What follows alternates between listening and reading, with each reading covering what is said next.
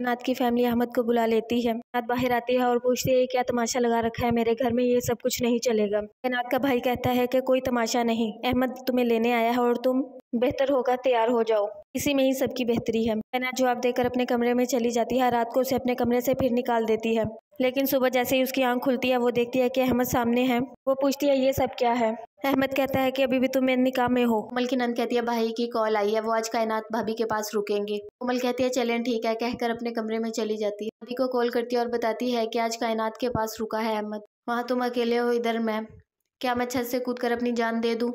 हादी कहता है पागल हो गई हो, कैसी बातें कर रही हो। कोमल को लेकर हादी चला जाता है।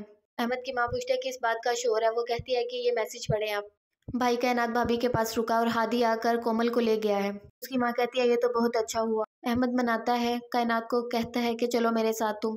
तभी कायनात की माँ नाश्ता बनाकर लाती है। कायनात अपनी माँ को कहती है ये सब क्या है, मुझे कुछ समझ नहीं आ रही। उसकी माँ कहती है तुम्हारे मामू लोग आ रहे हैं, जल्दी से तैयार हो जाओ, अहमद ने कॉल की है तो वो आ रहे हैं। कोमल के अब्बू कहते हैं हादी को तुम किस हक से वहां से लेकर आए हो। हादी बताता है ये छत से कूदकर अपनी जान देना चाहती थी। उसके अब्बू कहते हैं इसने मजाक समझ लिया, कभी ये तुम्हारे पीछे कभी अहमद के पीछे खुद को नुकसान पहुंचाती है। कायनात के मामू मुमानी आते हैं, सब ग्रुप फोटो लेते हैं और कहते हैं कि चलो कायनात भी अपने घर की हो गई। कायनात के पास आते हैं और आकर कायनात को कहते हैं जो गलतियां हो गई माजी में बस उन्हें भूल जाओ, हम तुम्हें लेने आए हैं, तुम हमारे साथ चलो।